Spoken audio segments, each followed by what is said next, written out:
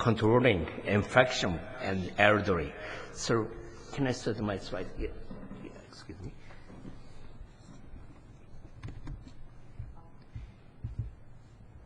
So, I am a pediatrician. So, one may wonder why the pediatrician would perform such studies. But I have worked on the adult study as a member of the Division of the Probiotic Research at the Juntendo University in Tokyo. So this is the first time for me to visit India. It's so exciting city there is. So, and another most amazing thing is that people speak English very quick. So yesterday, I was very surprised to hear the very quick conversation. But please get used to much more slowly English conversation by Japanese. Okay. So the outline of my talk is shown here. The potential uses of probiotics in clinical practice. The second one will lactobacillus for controlling norovirus infection in elderly. The final topic is probiotic as an agent for healthier lives of elderly people. So the first one is the potential uses of probiotics in clinical practice. So as you know, potential uses of probiotics and clinical practice has been extended to not only regulating bowel movements by improvement in the enteric environment, but also the altering the causes of infectious disease by activation with innate immunity, such as NK cell activation, and as well cancers and allergies by modulating the Th1, Th2 balance, and inflammatory disease by anti-inflammatory activities such as regulatory T cells, IL-10, TGF-beta.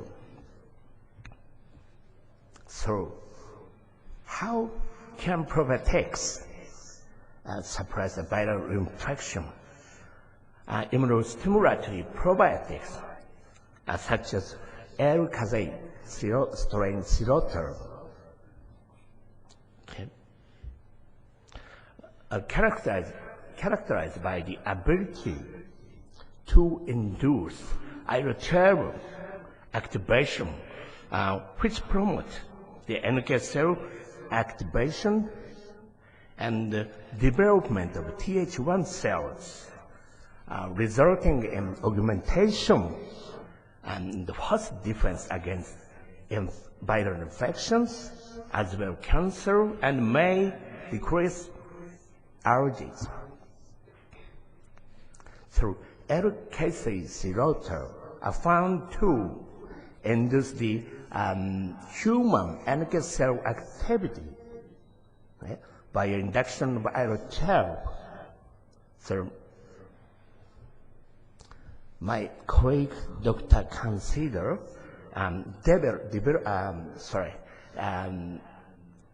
show the enhancement of NK cell activity in pepper blood mononuclear cells cultured with L-casein Siroter by induction of IL-12.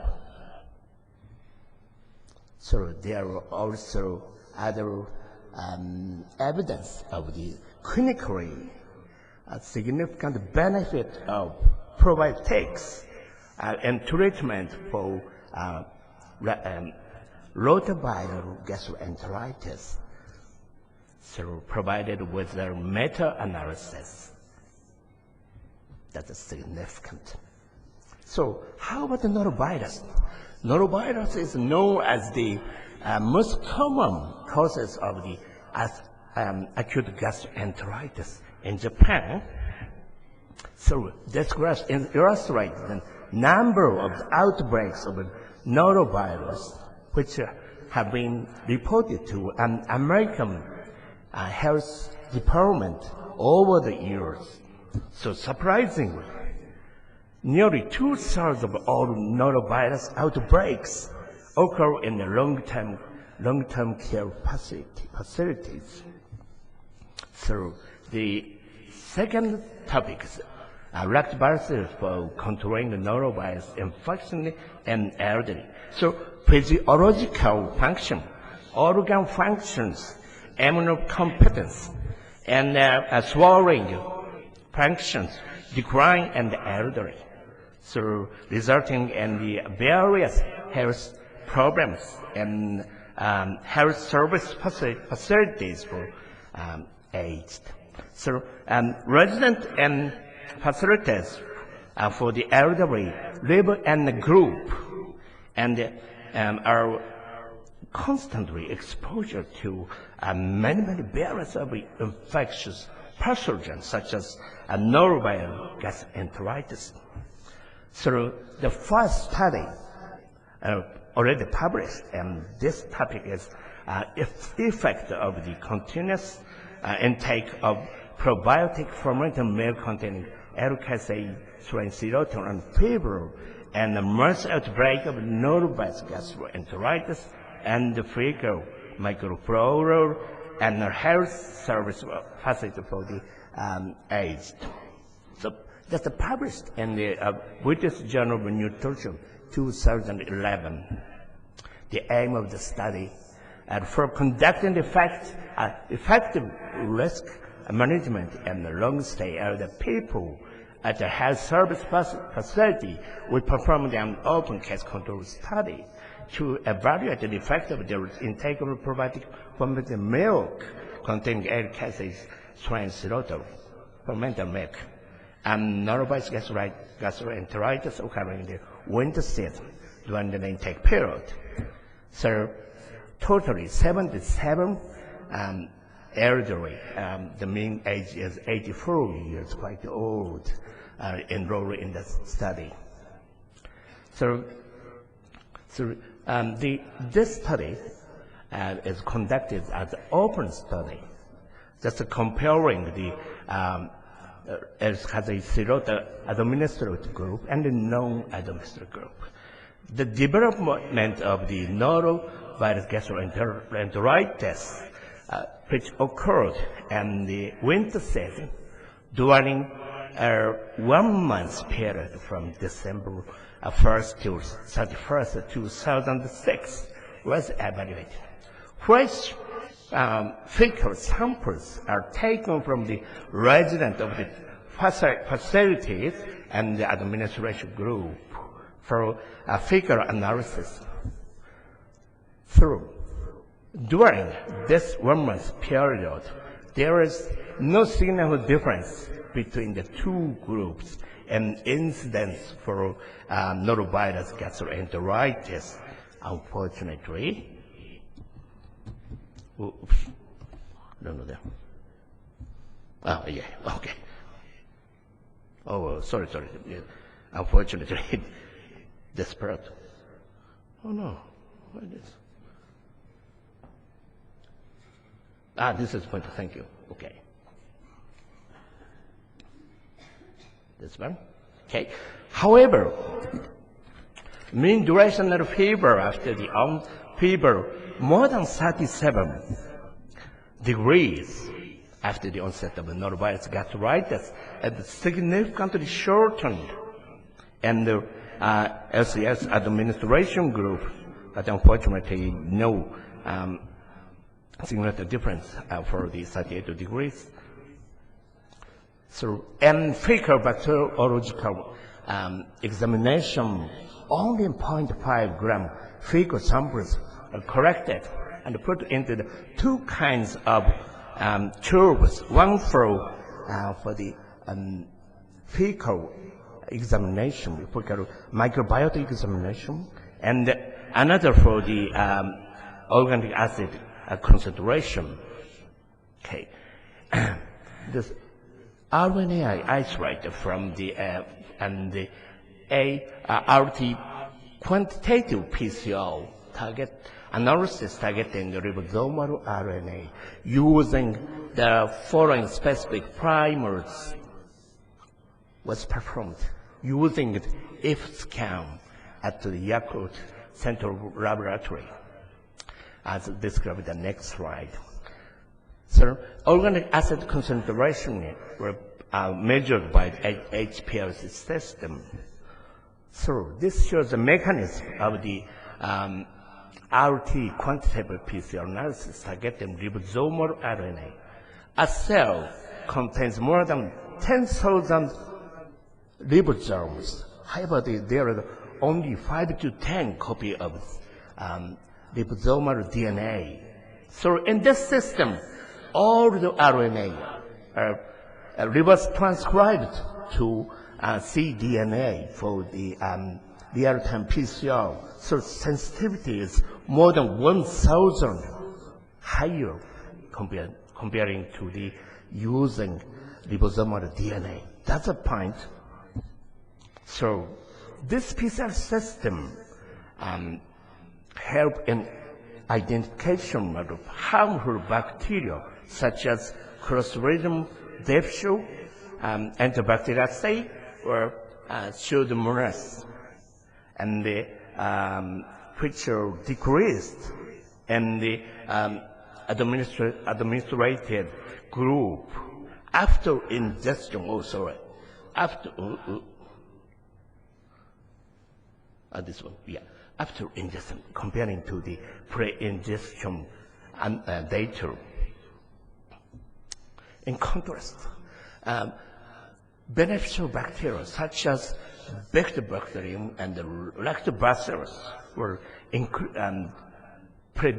dominant species and figures samples from the administration group after ingestion. So that's another point. So they ingested Lactobacillus, not the Bifidobacterium, but actually the number of the Bifidobacterium increased in the administration group. That's another point. So total organic acid and the acetic acid concentration is significantly higher, and the peak pH is significantly lower in the administration group after ingestion.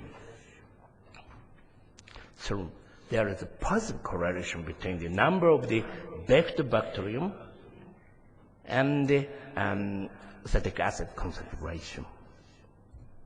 So in conclusion, continuous intake of Lactobacillus casei serrata, fermented milk could possibly contribute to the alleviation of fever caused by nervous gastroenteritis by correcting the imbalance of the intestinal microbiota peculiar to elder people, although such consumption could not protect them from the disease itself, unfortunately. So this shows the probiotics for diarrhea.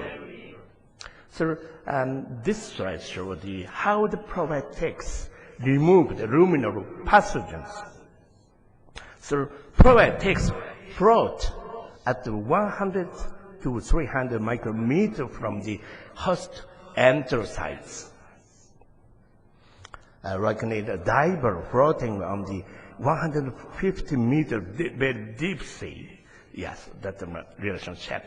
So, and prevent the harmful ruminal bacteria from the approaching host enterocytes by secreting, producing acetic acid and competing for adhesion. Oh, sorry, very tricky.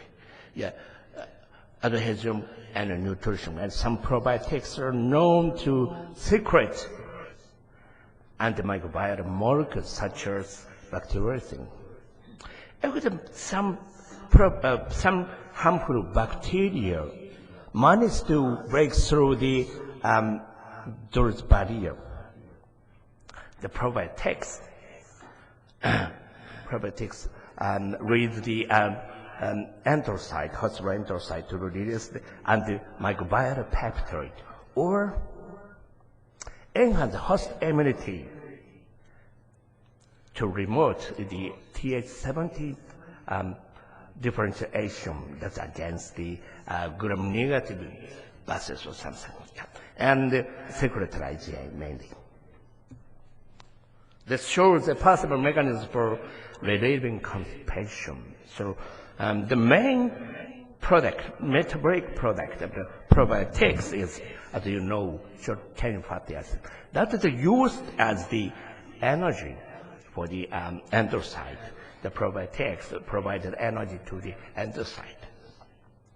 So main metabolic product of the not the lactobacillus and the bifidobacterium as acetic acid, which are known to accelerate human chronic smooth muscle, resulting in relieving constipation. That's a mechanism. So the final part of my talk as a probiotics as an agent for healthier lives of elder people. So constipation and diarrhea, as you know, lower the quality of life of the resident of the facility and require great effort by the facility staff in providing the support. So residents are then highly susceptible to infections such as infectious disease being interactable and prone to advance and severity.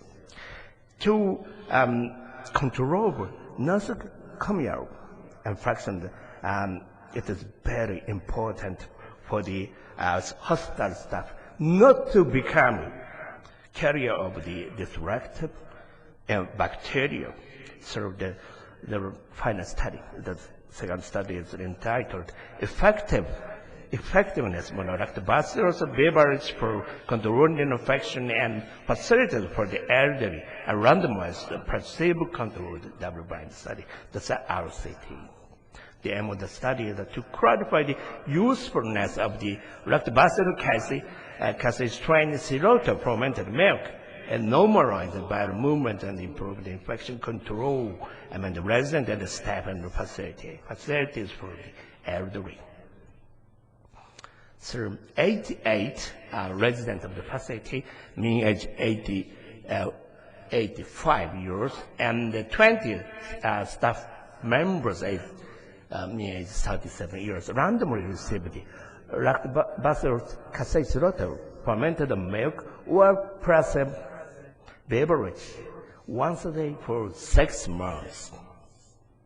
Clinical data as a body temperature, stool frequency, and also intestinal microbiota, fecal organic acid concentration, and pH are compared between the two groups.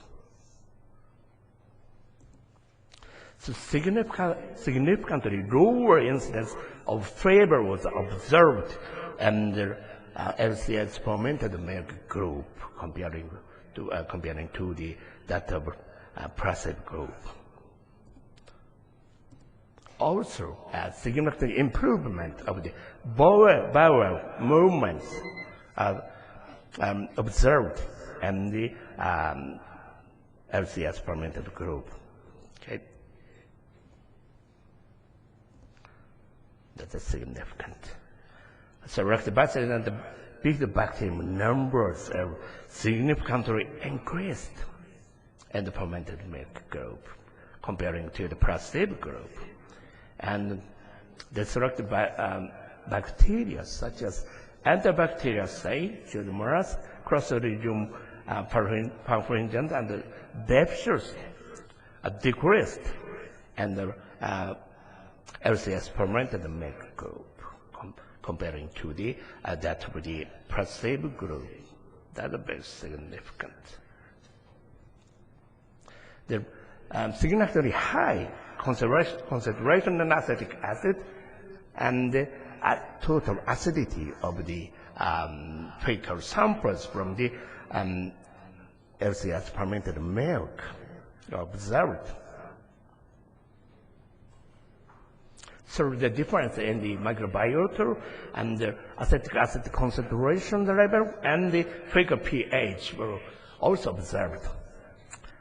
between the LCS fermented group and the placebo group, and among healthy hospital staff, facility staffs as well. So this is my final slide. How did LCS, lactobacillus casei strain slaughter work? Ingestion of LCS as optimize the intestinal flora by and increase the number of the bifidobacterium and improve the enteric environment. So with the high concentrated acid, yeah, I can do it. No, sorry. Thank you very much. With high concentrated acetic acid and lower pH, and affects host immunity. So optimum of the intestinal flora and the improvement of enteric acid, both of them could reduce the diarrhea by limiting overgrowth of harmful enteric bacteria, resulting in the low incidence of diarrhea and the low risk of intestinal infection and nosocomial infections as well. So, high concentrated acetic acid stimulates the intestinal smooth muscle, resulting in the rebuilding of constipation. And high acetic acid production are used as intestinal energy. And also the effect of the host immunity enhance the activation of the innate immunity, such as NK cell activity. Both of them will contribute to the elevation of the fever. Thank you for your attention.